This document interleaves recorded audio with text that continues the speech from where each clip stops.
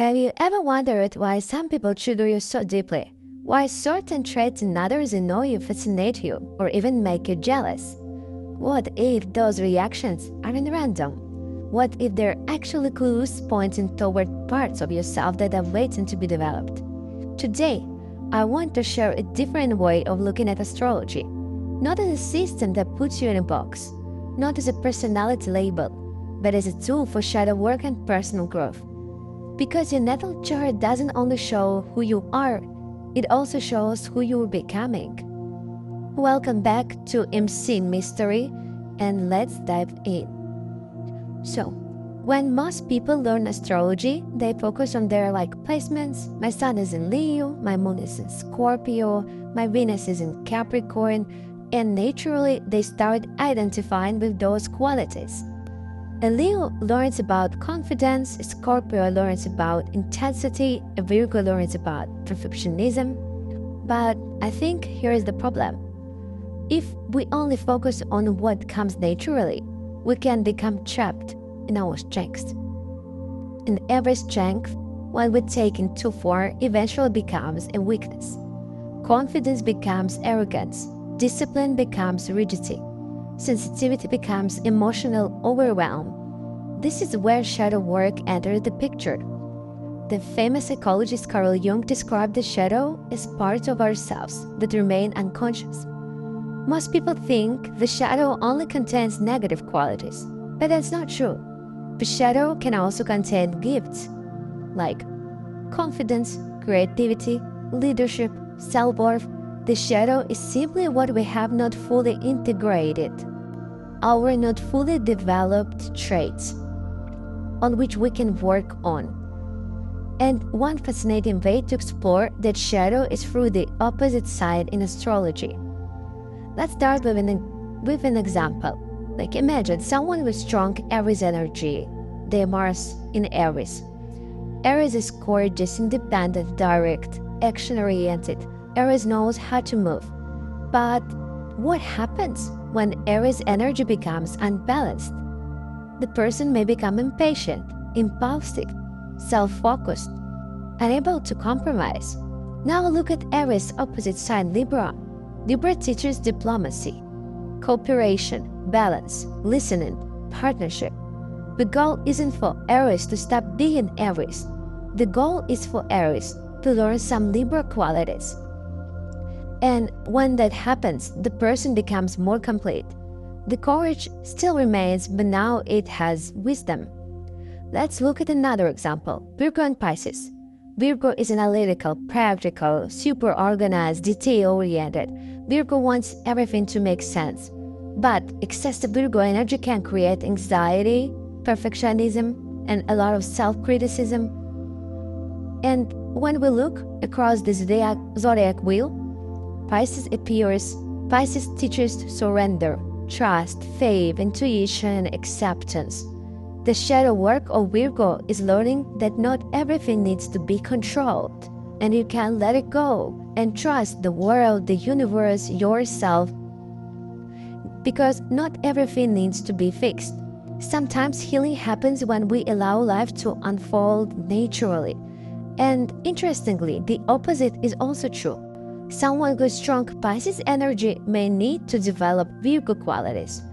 They need more structure, discipline, boundaries, practical action, reality checks, because Pisces is the sign which has a lot of illusions about world, relationship, and etc. Neither side is wrong. Both sides need each other. This is why I believe the zodiac wheel was never meant to be divided into separate boxes. It's a complete system. Every sign has a counterpart.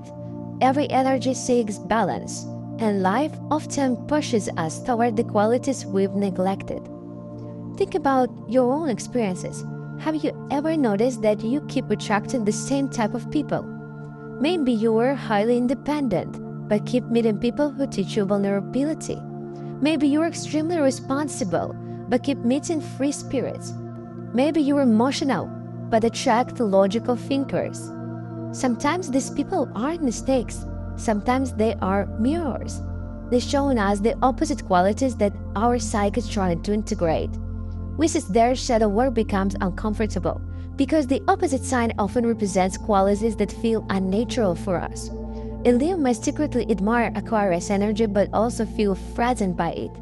A Capricorn might be fascinated by Cancer's emotional openness while struggling to express their own feelings for others. A Scorpio may envy Taurus, peace and stability, while simultaneously believing life must always be intense. The shadow doesn't feel comfortable. If it did, it wouldn't be the shadow. Growth often feels awkward at first. It asks us to leave familiar territory. Now here is something important. It's not saying you should become your opposite sign. I think that's a common misunderstanding. A Leo isn't meant to become an Aquarius. A Taurus isn't meant to become a Scorpio.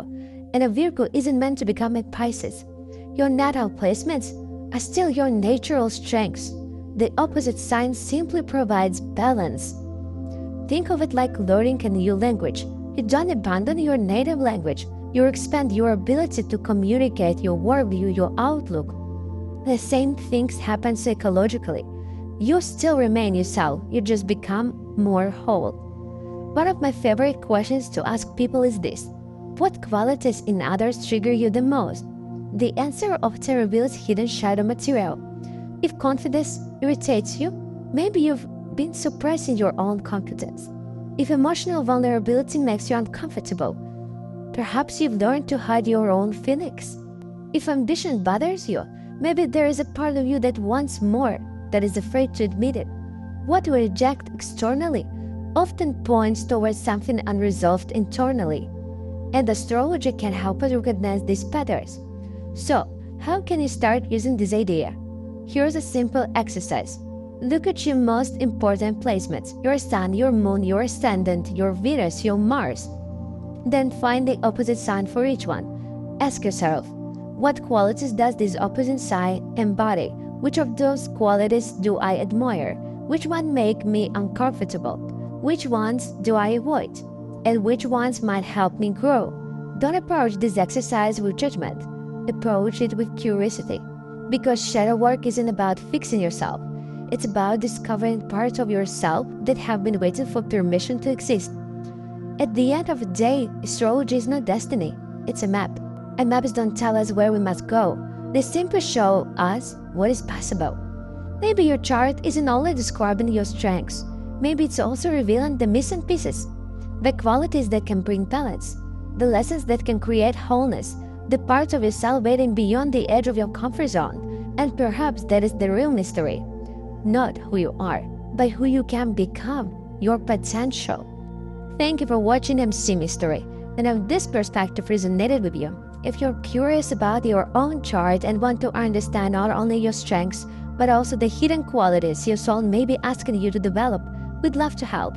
At MC Mystery, we offer personalized natal chart readings. We will focus on self-discovery, shadow work, and personal growth. If you'd like a detailed analysis of your birth chart, including new key placements, life themes, shadow patterns, and growth opportunities, you can contact us by email, which we'll leave in our description box. When reaching out, please include your date of birth, your exact time of birth, your place of birth. We'll be happy to guide you on your journey of self-understanding. Remember, a natal chart isn't a sentence, it's a map. And every map becomes more meaningful when you learn how to read it. Thank you for spending this time with us. This is MC Mystery. Until next time, stay curious and keep exploring the mysteries of it.